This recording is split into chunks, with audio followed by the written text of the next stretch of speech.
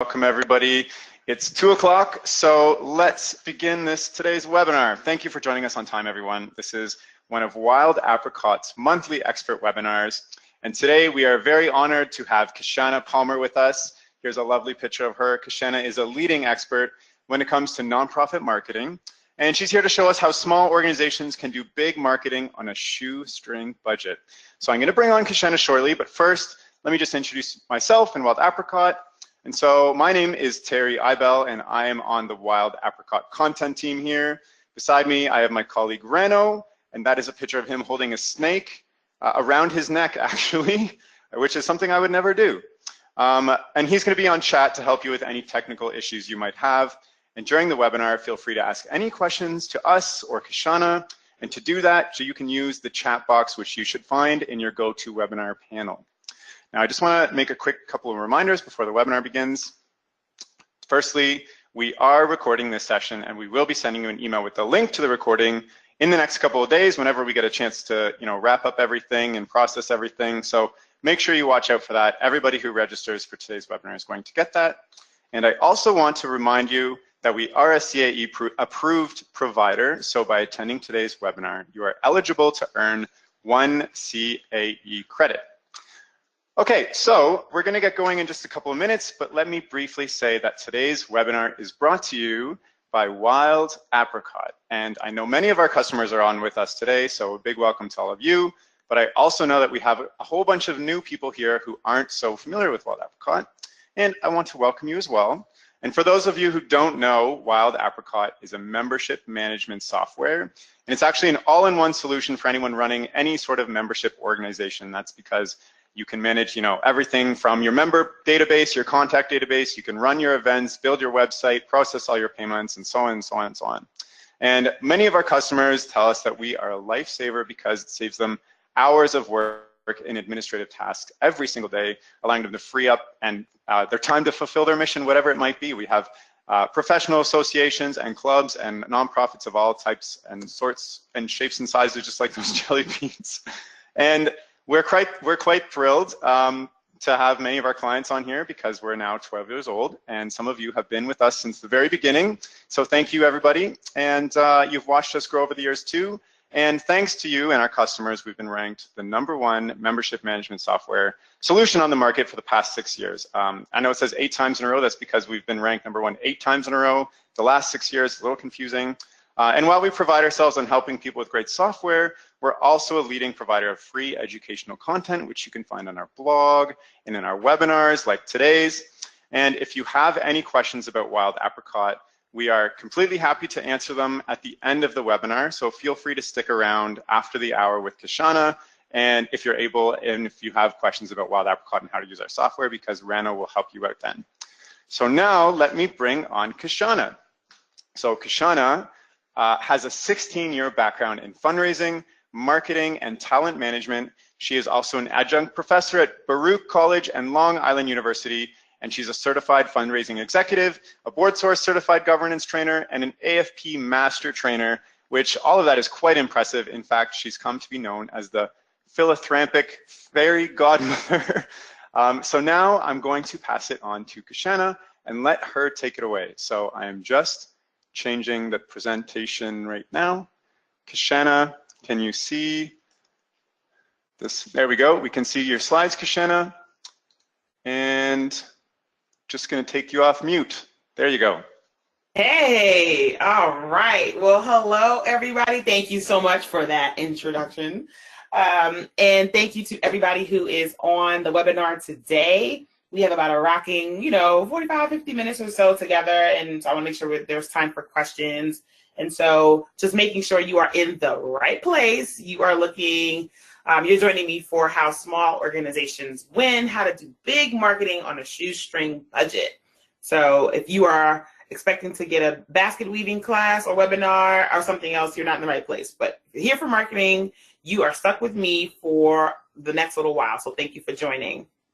As mentioned, I'm Kishshana Palmer, and just so you guys get a bit of color on my background, I'm a trainer, strategist, and focus coach, and I'm passionate about helping entrepreneurs and career professionals grow, amazing organizations grow around your skills, your teams, and your results. And so that's membership, that's fundraising, that's strategy, really thinking about how to thrive and not just to survive. And I've helped thousands of clients and students increase their management skills, move up in their careers, and grow their organizations while keeping their sanity, which is super important.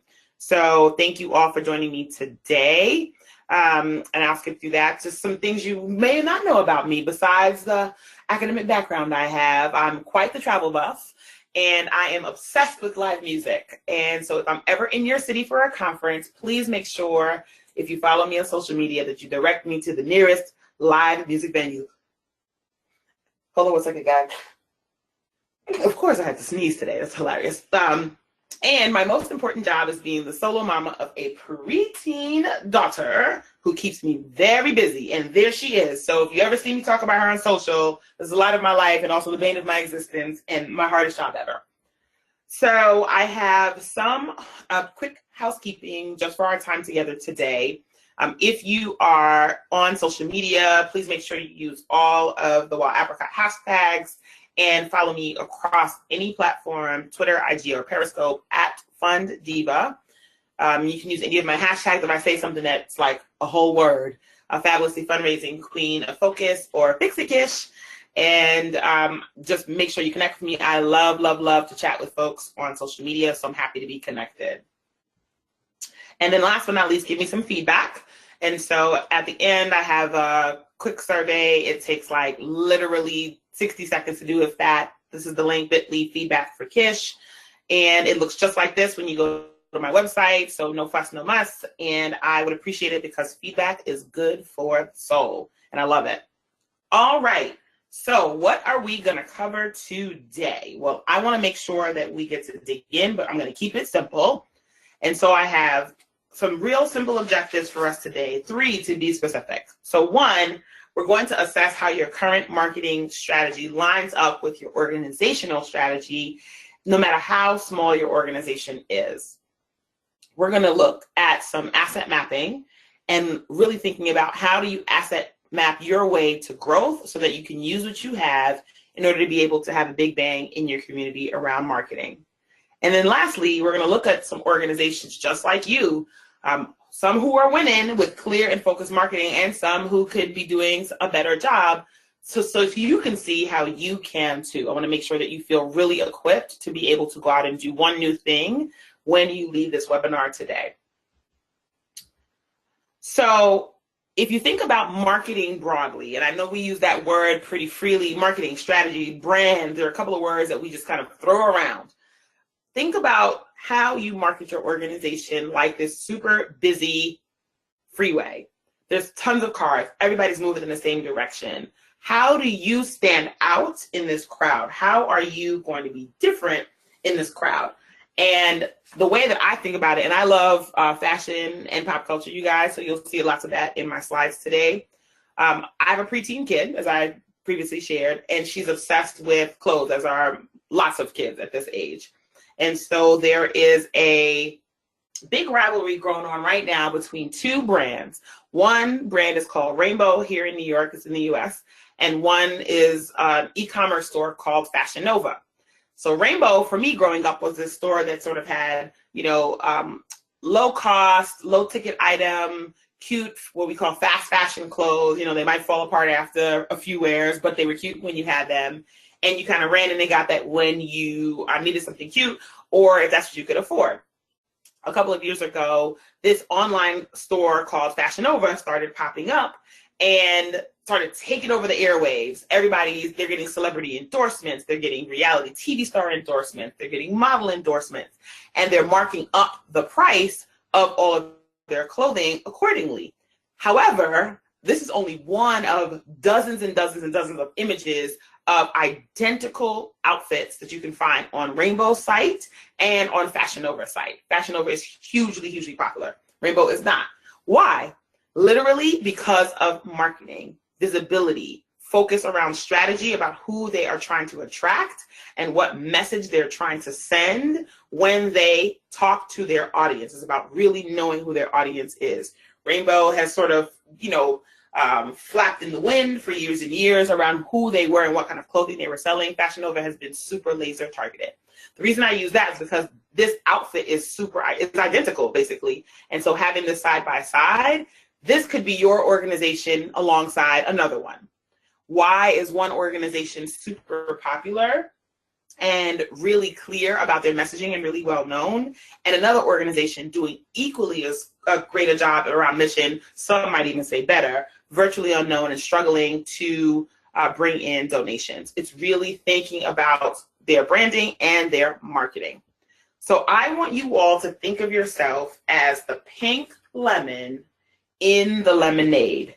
So it's not about being so different and doing something so brand new that it takes you completely out of your zone of genius in delivering on your mission for your organization, but really thinking about one or two differentiators that make sense for the folks who are in your tribe. And I'm going to talk about that in a little bit so that you have a clear understanding of what makes you special, and you can really focus on that as you are thinking about how to market your organization. So keep that in the back of your mind. Kishshana said, how can I be the pink lemonade? That's what you want to be thinking about. Okay, so one of the things that, so you guys know, I'm a recovering fundraiser, so fundraising is in my heart. It will always be in my heart. It's always drawn me back in, and I fundraise now as a volunteer and a board member as well. But one thing that used to drive me crazy, and it still does, is when I would hear my board members, fellow colleagues, sometimes even myself and my team say out loud, they should be giving me money. And I would say, why should they be giving you anything? Why do you deserve funding, financial support, gifts and donations, members, anything over another organization? What makes you special and what makes you stand out? Part of that is how you market yourselves. And so I just want to get a clear sense now that we've gotten a good chunk of folks with us on the webinar of who is in the room. So we're going to do a quick do now. Just a quick question I have for you, and I really am curious, who has a dedicated marketing professional on your team? So I'm going to kick it over to you now for the poll. All right, so you have some choices, folks. First choice, I've got a whole department. Second choice, it's just me doing it all. Third choice, that's what the interns are for. And fourth, not a soul. So get as close to the one that sounds like you as possible. I'd love to know who's in the room and what we are working with today. So we've got the majority of people already answering. Maybe I'll just leave it open for a few more seconds. Okay. And okay, I'm going to close it now and show the results. Awesome, awesome. All right. Okay. Either not a soul or it's just me doing it all. Whew. All right. Well, first off, for folks who have a department, complete props to you. And I hope your folks know that they are cherished, because lots of organizations either do not have the resources or do not prioritize the resources to have a marketing and or communications professional on team.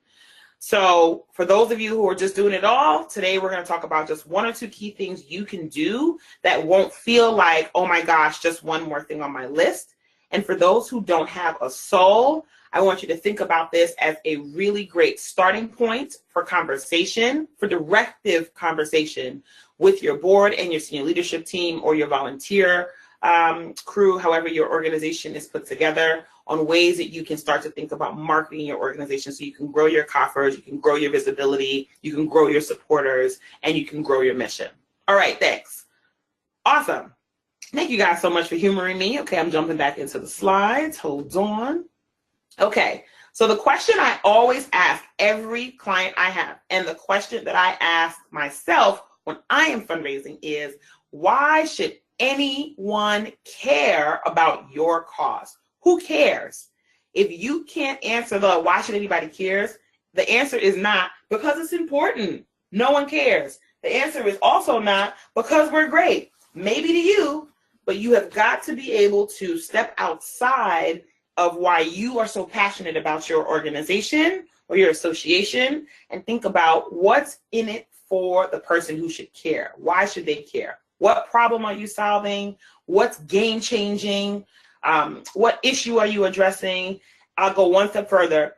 If your organization was doing an amazing job and really filling a need in your community in whatever way, if it disappeared, what would be the big, huge hole that would like all of a sudden fill, like the crater-sized hole that would instantly appear? That's how you think about why anybody should care about your cause. If we went away today, here is the big, huge hole that would magically appear. And so I want you to be thinking about that as we think about how to create buzz. Organizations that I work with that do really well, who don't have big budgets, because you don't have to have a big budget, although friends, I will tell you there needs to be a little budget, really are thinking about how do we create a buzz around the work that we're doing and in a non-gimmicky way. It's not about ordering swag, which are sort of those giveaways. It's not about doing some newfangled thing because you saw it on Instagram or you saw it on Twitter. It's really thinking about what are the ways that we can elevate what we do so that folks want to know more, because we know once they come in because they're curious, we can hook them while they're here. And so really thinking about how to create that buzz is going to be something that's super important for you to be thinking about. The next thing I want you to be thinking about is what I call inbound marketing strategy. Those are all the ways you get folks to the door. Now, these terms, visitors, strategy, leads, customers, promoters, are typically used in for-profit environments. We change our words in the social sector, and that's fine. Call it whatever you want. But ultimately, it is thinking about every single constituent group, all the folks that are important to have eyes on your mission, who you want to engage in your mission. How do you get them to pay attention and go one step further and to carry the baton for you? Because when you're a small shop and you're a small organization, particularly for my folks who are doing everything yourself, you've got to make it easy for people to say yes to helping you. And so really thinking about strategy through that lens, now that I know who we have on the call, when your shop is small or it's just you, it's really going to be about getting folks to say, I want in, I'll help. What do I need to do? So in order for you to be able to say, oh, I can tell you exactly what you need to do, you are going to have to really be thinking about making sure you have strategy. But before we get to the strategy, the question that is always in my mind, and it might be in yours too, why is marketing so scary? I know all of us have a favorite cereal, if you're a cereal eater, a favorite soda, a favorite beverage, a favorite clothing store, a favorite facial product, a favorite shoe. I mean, I could go on and on, a favorite vacuum cleaner. We all have something that we love and we sort of identify with in whatever way. And part of that is because we like what the product does, but we would never have known about that product if it wasn't marketed to us and to our needs. So good marketing addresses the like, yes, you're solving a problem that I have, and I believe that it is solvable.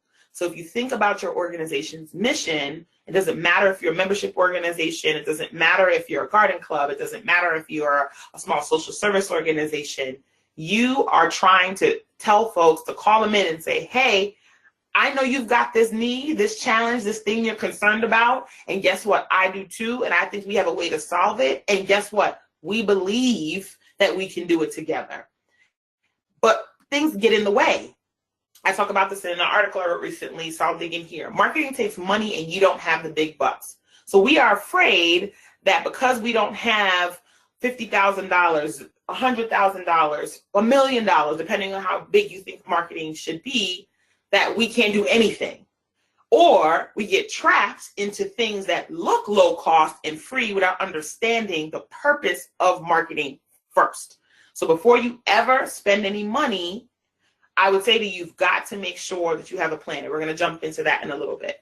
So this is one of the reasons why marketing is so scary, because it takes money and you're like, I don't have it. I'm trying to keep the lights on. I'm trying to make sure that I can pay our program team. I'm trying to make sure that we have food for when the kids come. I'm trying to make sure that we can staff our meetings. Like, I don't know what to do anything else. I don't see the purpose because you can't see an immediate return. Marketing takes time, and marketing is a lot of testing, similar to fundraising. The next thing is that marketing is a curse word, so no one uses it. It's like the ugly, it's like the ugly duckling in the room, you know, like folks are like, oh, don't talk about that. So you want marketing to happen. You want people to know about your organization. You want to be visible. You want to have more members. You want to have more people at your event. But when it comes time to spend money on the types of activities that drive people to come through the doors, nobody wants to do it. You just want people to magically know in their minds that it occurs, or in the list of things that you have to do, it does not take top priority because it doesn't feel as urgent. When the going gets tough, marketing gets the boot or the shoe, depending on who you ask. And so the reality of the situation is, because lots of us don't truly understand the value of marketing, because marketing is absolutely a longer game to play than lots of other things we could do with our resources as an organization. When the going gets tough, we're picking staff and personnel or program costs over what we believe to be a nice to have, which is marketing. And as each of you know on this call, but I'm going to say it, let's have a duh moment on the other side of does. Aha, y'all. If you don't market your organization, if you don't advertise, if no one knows you exist, if you do not exist now in the social space, you will be what I call the best kept secret. And best kept secrets don't raise money, don't increase their supporters and stakeholders, aren't able to provide a wider net of programming or services for the folks that they care about, your constituents. And so marketing is an integral and a critical component to being able to make sure that your organization thrives. And then the last one, you don't have the systems in place to support marketing systems in general. And it's so funny because the word systems, I'm always like, what does that mean exactly? Well, that could mean software. That could mean actual processes. What happens, step 1, step 2, step 3, step 4, when you need to promote an event, for example. That could mean making sure that you have access to different types of marketing tools that are external to your organization. And then making sure the folks who are there are trained on it. And if you are a shop of one, relying on volunteers, or don't have a soul, you don't even know where to start. And because there's so much coming at you, marketing, y'all, on the internet, just kind of hitting you every minute we're overwhelmed. You don't know what's good stuff out there versus what's garbage. And so not having systems in place to even support your marketing efforts is another way that marketing just feels scary because you just don't know where to begin. But ultimately, the bottom line, friends, I think that marketing is so scary because we are scared of rejection. What if we put ourselves out there as an organization and no one comes?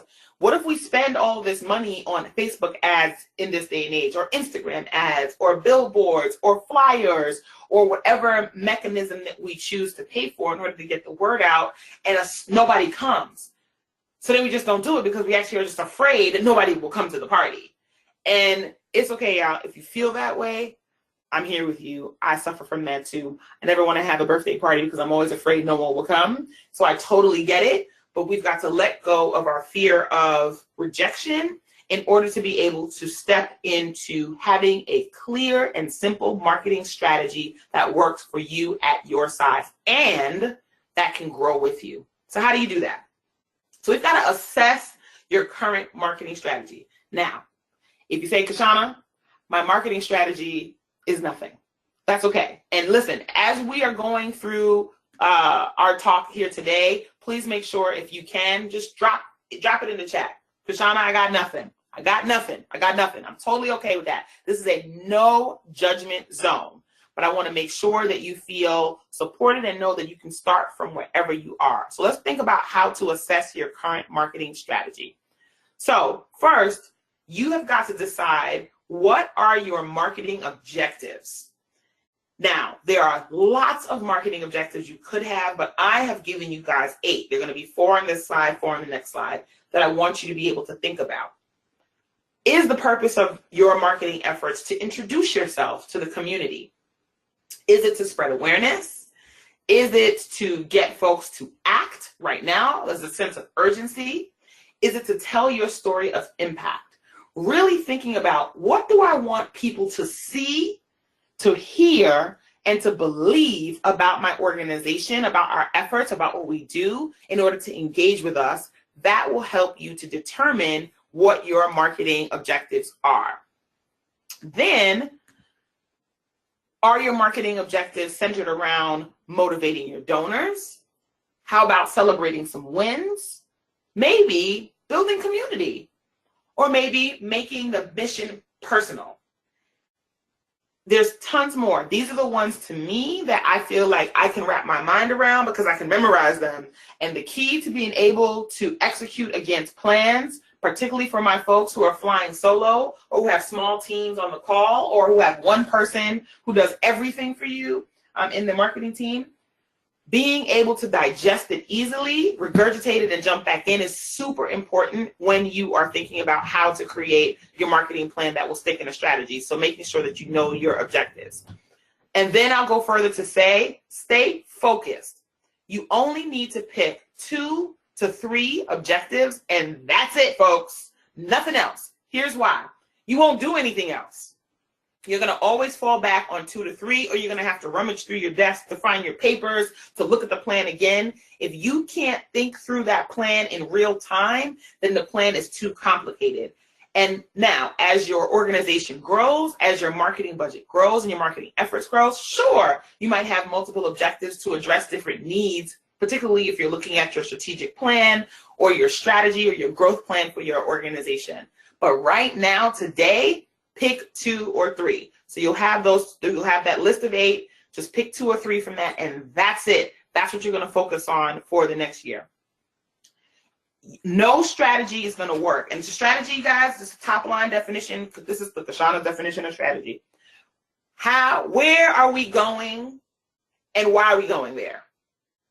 So if you think about it, you have to pick a lane. So where are we going? Why are we going there? That's why really being able to define your marketing objectives is going to be super important, because that will hone in. If you can answer that question, you'll zero in on where we're going and why are we going there. Notice I didn't say how we're going there, because the how is in what, y'all? The plan. Your marketing plan, the next key ingredient in order to make sure that you have a strategy that works for you at any size for your shop. You've got to make sure that you have a plan. I can't tell you the number of organizations that I work with that come into conversation and they're like, yeah, we know we got to do something, but I don't know, maybe we need to have a plan, but they don't really have a plan. And planning is so important, you guys, because it is essentially your roadmap. And you need a roadmap. You need this plan that's going to keep you on track to your goals and sustainable goals. Like, listen, you can have big, hairy, audacious goals. I love it. You need to have a stretch goal, but you want to make sure that they are realistic things that you can actually hit. And also having a plan is like a ruler to judge your success. So you could say, we set out to do this thing in this specific way in this amount of time. And here is how we will know that we are successful. That's all the planning is. It is not complicated. So part of your plan should include your budget, which I'm going to talk about in a second, and an ongoing recording or record of each aspect of your plan. How will we know that we are successful? Write that down, you guys, on your sticky. How will we know that we are successful? Use that in any conversation when any board member or team member says, you know what we should do? We should do this. How will we know that we are successful? What's the measure of success? And all ideas, whether they're high cost or low cost marketing ideas, are successful if you can learn and grow from them. And so if you set out to have something in your plan and it didn't work well, but you had a clear roadmap to how you're going to get there, it's easier to course correct and to pivot and to do something different. So you want to make sure that you have a solid plan, and your plan is simple and easy to talk through. And so if you start with those 2 to 3 marketing objectives, then your plan really shouldn't be more than, I would say, 3 to 5 type pages max. And for me, when I do mine, that includes images. As you guys see, I love images. So that includes images. Why? Because The human mind is only taking in but so much information at any time. And so if you have something that's 10 pages deep with 10 activities and outcomes and different people who are supposed to be responsible, that's something you've got to keep track of, number one, and nobody else is, number two. So you want to make sure that you have a plan that is clear and is simple and easy to follow and trackable. All right, y'all, can we talk money? Let's talk about budget. As I mentioned, you need to be able to have strategy, objectives, your plan, and then your budget. We don't like to talk about money, you guys, but we've got to talk about it. So here's the breakdown. So you have got to make your budget and stick to it. Lots of times I see organizations sort of just bring in different marketing activities, particularly around events. I see it the most there. And with no real thought to how that fits into your overall organization budget, other than to say, oh my gosh, that's too expensive, or can we get that for free? So let's take a step back from that. First, think of your marketing budget as 3 to 5% of your operating budget. Then make that budget and stick to it. You've got to build your budgets on facts, you guys. So that means if you're going to look at doing working with a particular company, you're going to look at doing ads, you're going to look at doing something online, you're going to look at a software, make sure you are comparing apples to apples, and then you're building a realistic budget based on the research you've done. It takes a little bit more time, but you don't want to be what my mom calls penny wise and pound foolish, okay? And so take that time up front to make sure you're building your budget off of facts. The next thing is you want to make sure that you have a proper breakdown of all of your marketing costs. And I'm sure some of you guys are like, Kishshana, what goes into marketing costs? Here's just a quick breakdown, you guys. So just put this on your sticky note. This could include the printing you've got to do, how you spend your time on social media, and that could be for presence, for ads, for sponsored posts, etc. Website maintenance and website refresh and branding refresh. We'll talk about that. Maybe you're not going to change over everything, but you need to give it a freshened look, and you should every 4 to 5 years. You could also be thinking about advertising, and they could be thinking about sponsorship placement. It might actually be in your organization's benefit to participate in a larger organization's marketing activation, which we'll talk about in a little bit, because that will give you greater visibility. Now, it doesn't mean being in everybody's souvenir journal, you guys, because those things actually do not really work, okay?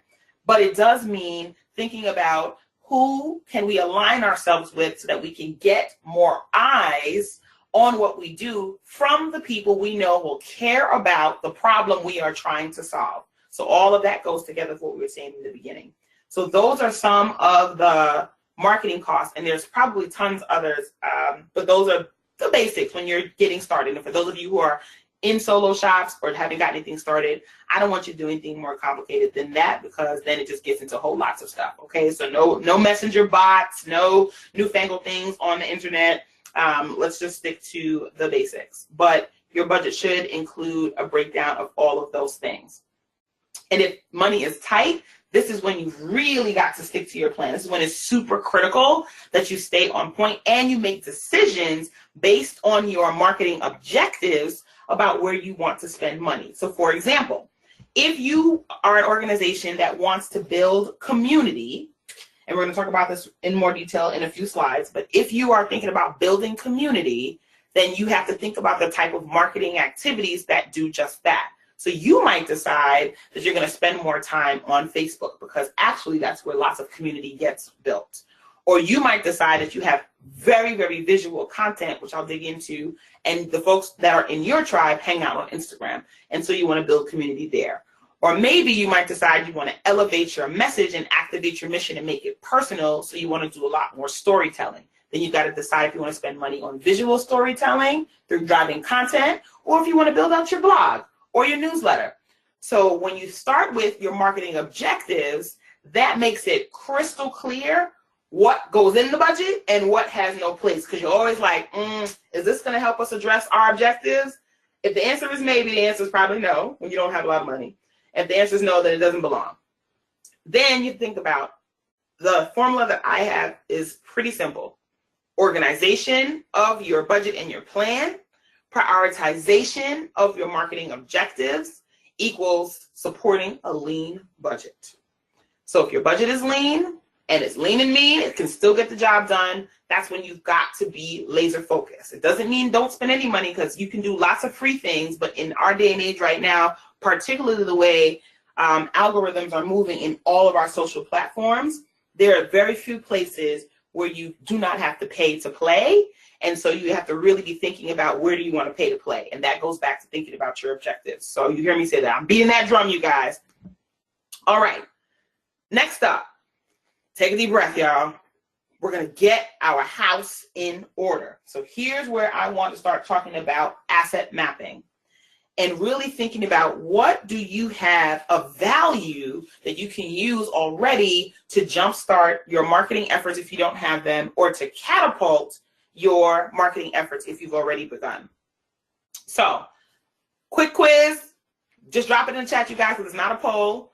Do you know who your tribe is? Kishshana, yes, I know who my tribe is. And what I mean by tribe, you guys, these are the folks who are your supporters, your constituents, your stakeholders, your donors, your volunteers, your board members, every aspect of your supporter community.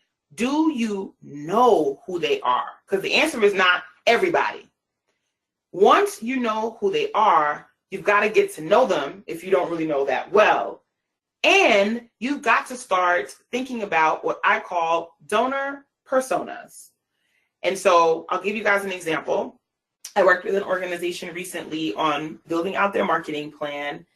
And one of the exercises that I like to do is to think about who our donors are. And I give our donors names, personalities, jobs, houses. Why? Because you want to paint a picture for who the folks who are most likely to identify with your organization's mission, who they are, where they hang out, what matters to them, what do they love outside of your organization, because your organization is the best.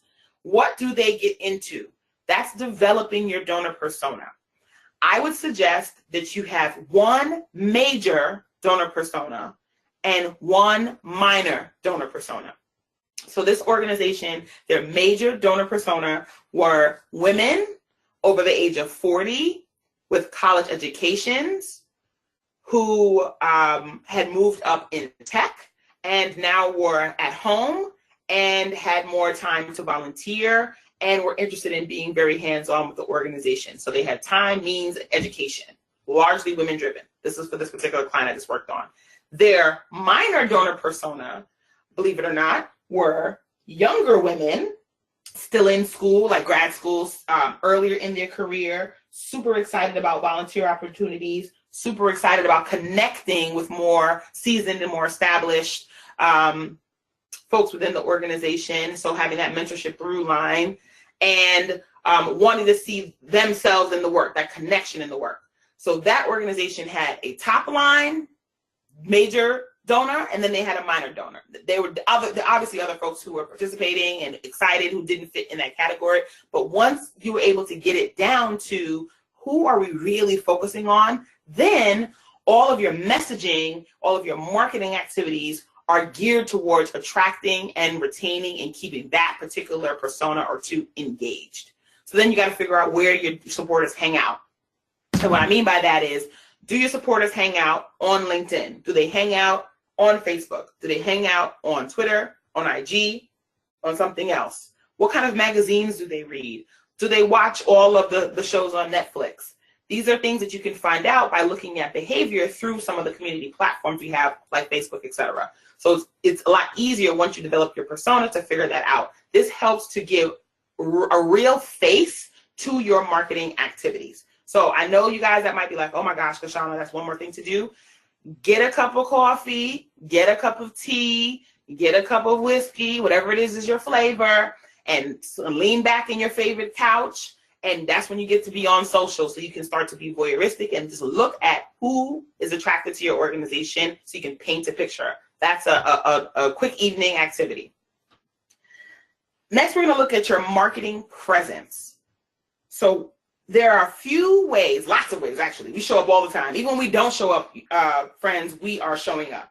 But there are some ways that we keenly show up with our marketing presence, and I want to be able to dig into the ones that I want you to really focus on. So there are 4 things that I want you to focus on. Notice I'm not overloading you. And I know someone's going to say, Kishshana, there are actually 9. Yes, I'm sure. But here are the 4. Because why? Because you can memorize them, you guys. I want you to be thinking about your marketing presence from the perspective of your website, from social media, from visual content, and other marketing activations. And I have lots of examples in here, so we're going to dig into that. So first up, let's talk about your website. Okay, so I actually pulled some websites that from the interwebs, as my mom says. My mother says the internets with an S at the end, that I think are trying to tell a story about what their organization does. And so I pulled this one from the North Country Garden Club of Long Island. I'm a New Yorker, I'm in New York, so when I did my search for associations, everything in New York City and the metro area came up. So what I love about this site off top is that it is very clear and apparent what they do. They start out with flowers, which is, a no-brainer, but the fonts they use are simple and easy to read. You can see right away that they have a member login at the top right-hand side. They keep their top header very, very simple on what they want you to focus on. And from a mobile responsive perspective, meaning if you picked up your phone and you looked up the North Country Garden Club, what's on the right-hand side, contact and events, is closest to your right thumb. When you're thinking about building out websites, you want the things that are closest to how people actually navigate natively on their phone. Since I feel like the number is something north of 78% of folks are on mobile, but I guarantee you it's higher right now. And so thinking about your web presence, how do you show up in the web space when people are still very voyeuristic and they still will come and check you out, do a quick Google search to make sure that you can be found? Can you be found?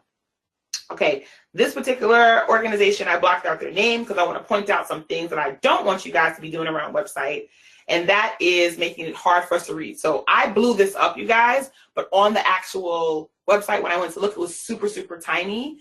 You want to make sure that you are thinking about what the user experience is going to be for the folks who are visiting your website, not what the experience is for you who created the website. And this particular website needs some updating so it can fall in line with website design now. And so I would recommend that this organization really think about, like, what story are they trying to tell and who are they trying to attract, so that then they can create a website that actually speaks to that audience and that can be found on Google, because it's actually really hard to find.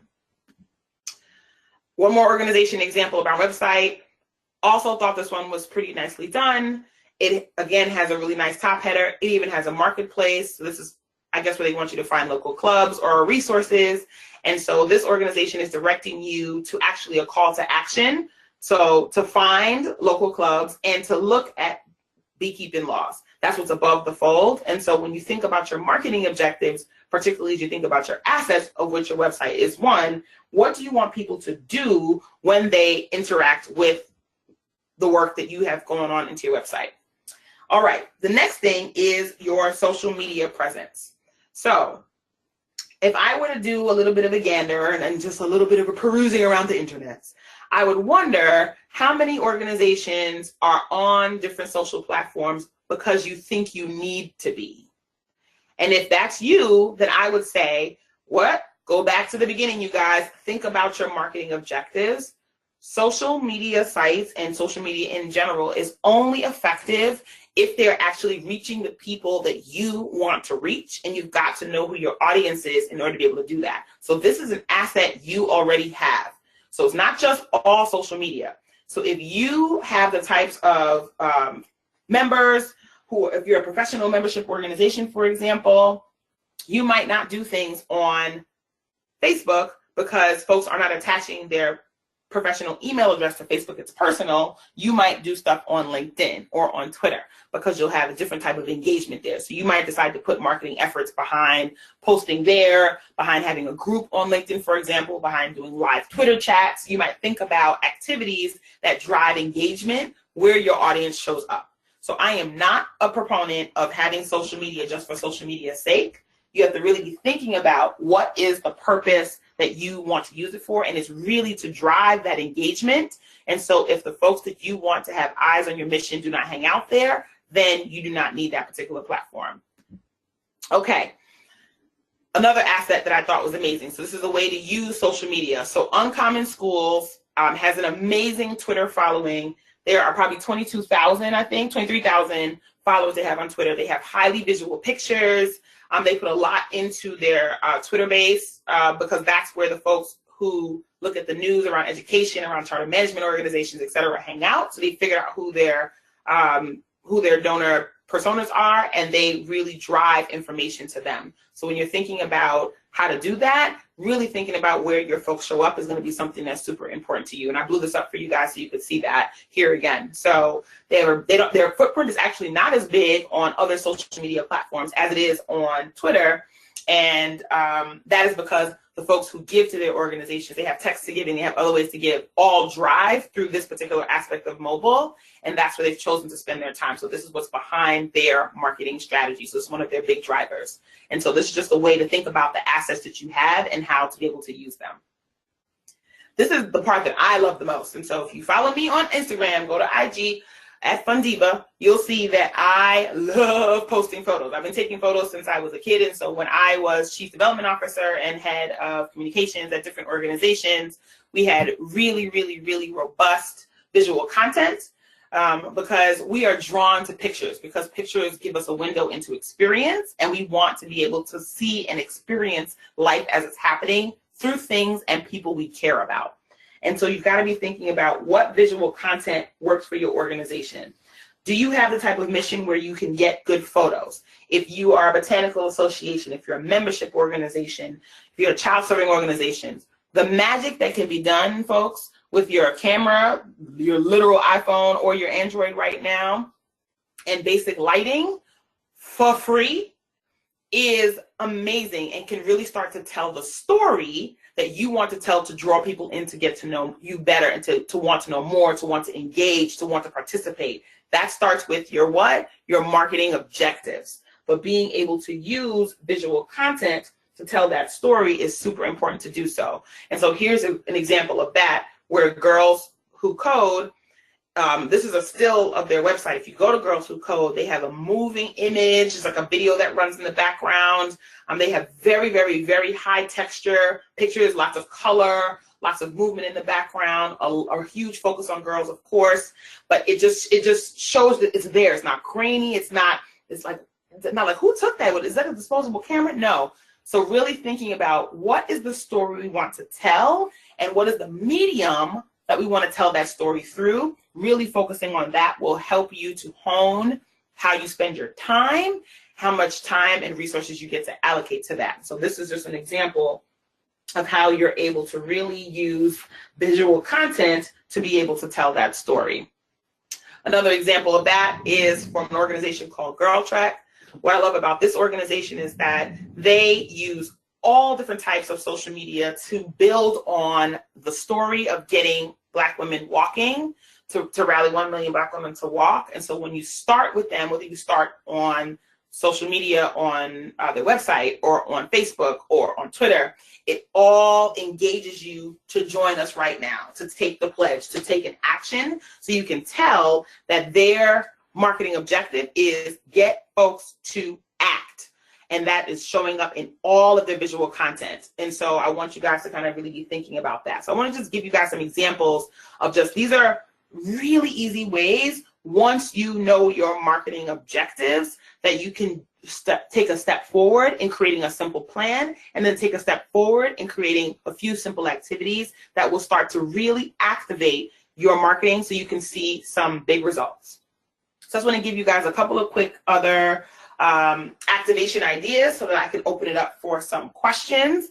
And so one of my favorite, again, is Girl Track. And so if you go to their website, what they have done is, once they ask you to take a pledge, you can join a walking group in your city, or you can start one.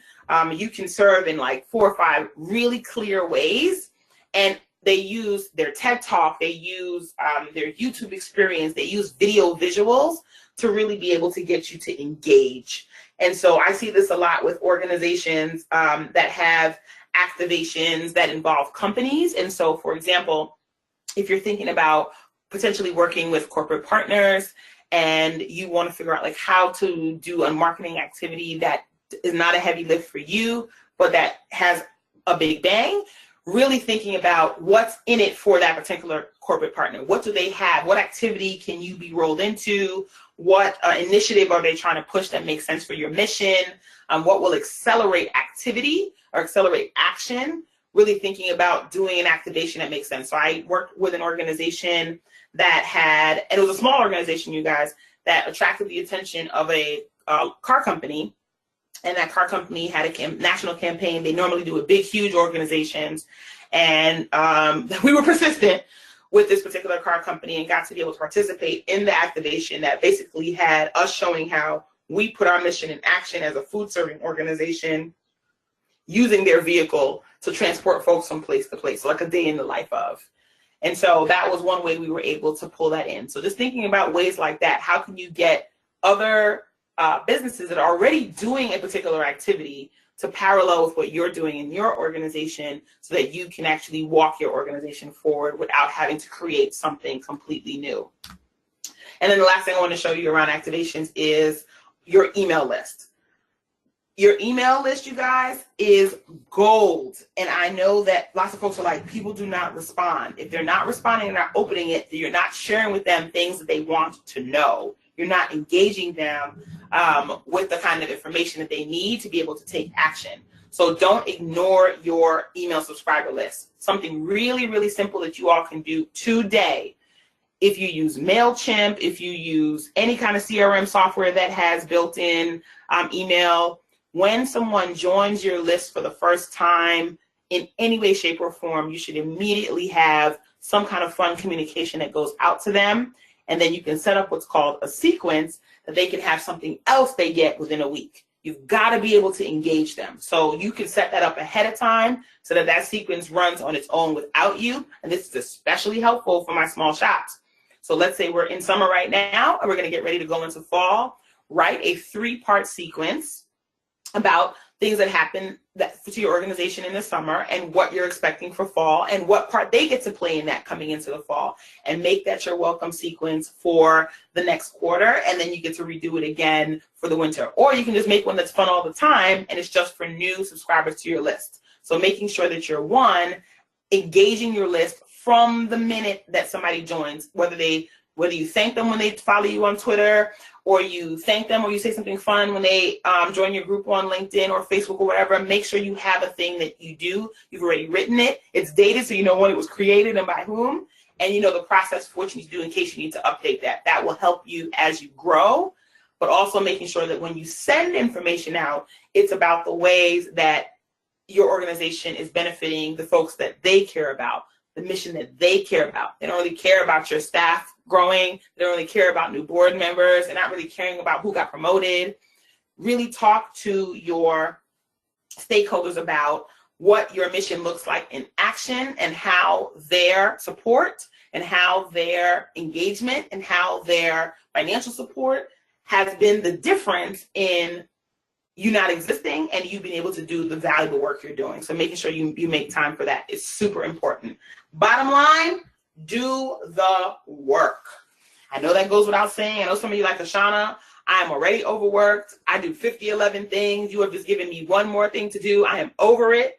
I want to say I understand completely. I'm with you on that. And yet, if you don't start somewhere, and I've given you some really clear and simple ways to start today, then you're going to be looking next year at the exact same problem and haven't made no movement on it. So this is a way to make some small, low-cost movement.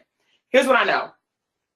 Anybody who started a nonprofit has done it because it's a noble cause. Like, we're not getting into this work to make money, whether you work in an association, your volunteer organization, whatever. We're not into this for the money.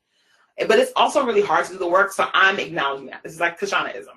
So you've got to be prepared to do this well. So everything I share today is really about planning, about preparation, and then about perseverance, because marketing is not a magic bullet. You're not going to magically pull together a plan, join Facebook, do these 3 activities Kishshana said to do, and voila, things are completely different. You will see incremental changes over time, incremental success over time, but it does still take some time. So I want to be able to make sure I acknowledge that. So here are 5 things I want you to consider before you think about amping up your marketing, because I know that you are going to pump it up and it's going to be amazing. 1, why should anybody care about your cause? Question you've got to ask yourself and ask others. 2, focus on your marketing objectives. Remember I said, you guys, 2 to 3 max for now, and you can add them as you grow, but this year, 2 to 3 max. That's it. 3, budgets matter. So what's yours? Making sure you remember that 3 to 5% is about the standard. If you have to do a little less, fine, but then you've got to get laser focused on what's going to be important for you in achieving those marketing objectives. And then the last 2, planning counts. And so planning is probably sometimes the most boring thing we could ever do. It's not exciting. And yet, if we don't plan and we're just doing this all willy-nilly, then if you get hit by the proverbial bus, the next person that comes in your place or has to take over that responsibility has to start from the beginning. So planning well allows us to be able to take the personal out and really be objective in the way we look at our marketing work. And then map your success. Both look at the assets you have within your organization already that you can say, I can tweak that. Oh, that's a simple fix. I think I can work on that. And also what would be easier to put your hands on. And by defining your marketing objectives, you'll know where you need to go and get help, particularly if you need to get volunteer help, so that you can start to have some movement on your goals.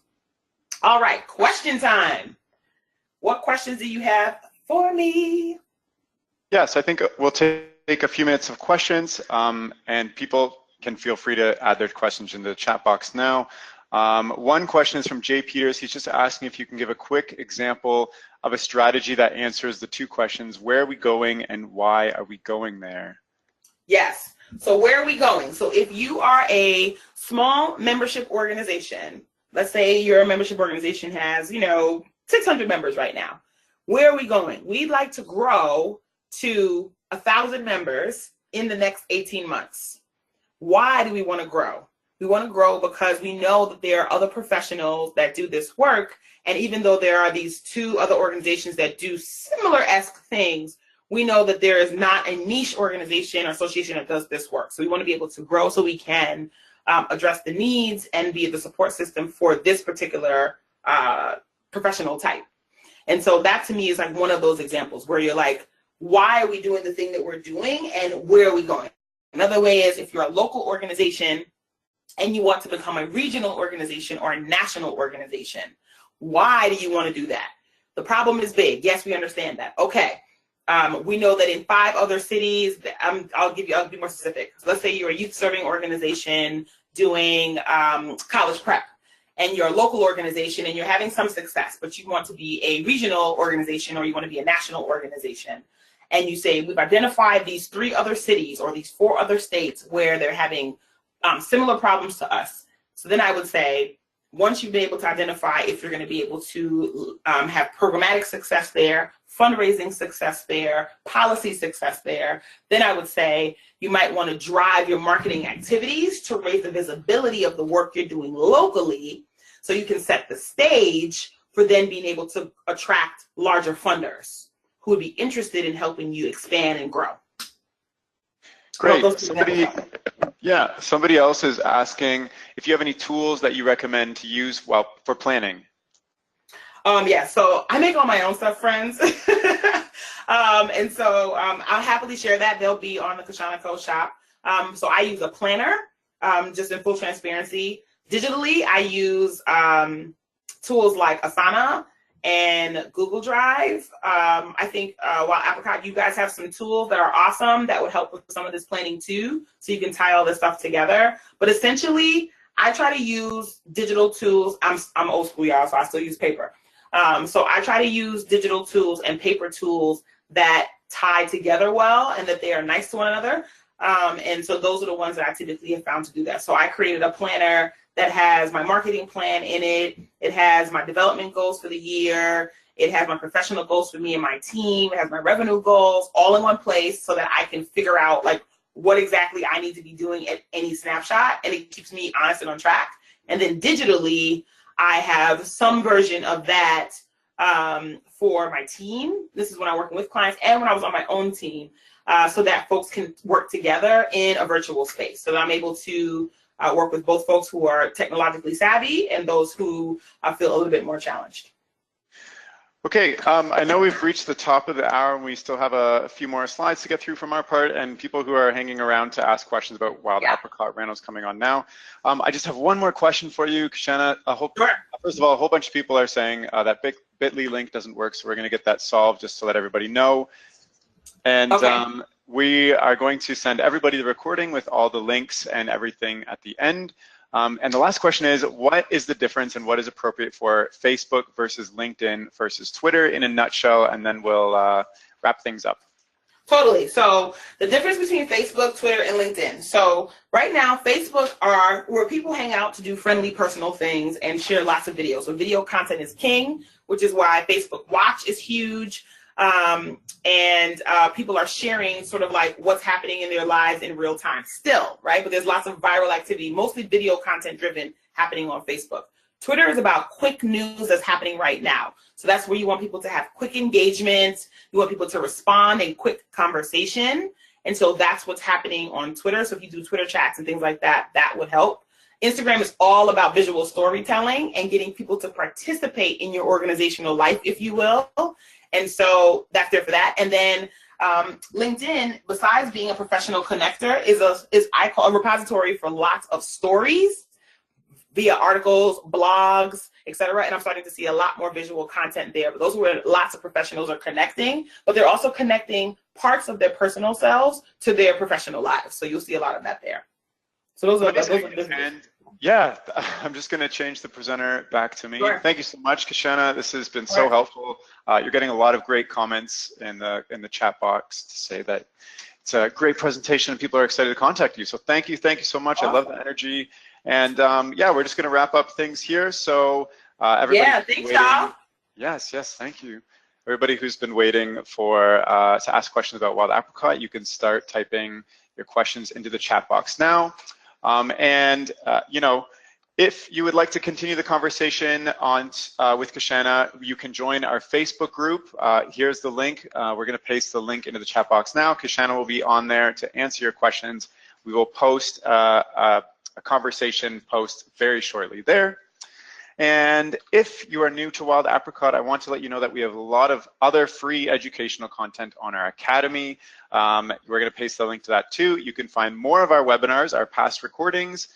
There you can also take a look at our resources and our content, blogs and articles. A lot of helpful stuff there on growing your membership, running successful events, recruiting volunteers, and so on and so on. And everything is absolutely free. And lastly, if you're running any sort of membership organization, you know, a nonprofit, association, club, or any other sort of type of organization, you are welcome to try our software completely free for 30 days. We're going to paste the free trial link in there for you if you are unfamiliar with us and would like to give us a try. And now, so you should be able to see the link there. And if you would like a specific call from one of our coaches, please type in your phone number right into the chat box there, and we will get back to you. And now, if you have questions about wild apricot, I'm going to bring on Rano, who's been patiently waiting here this whole time. And here he is.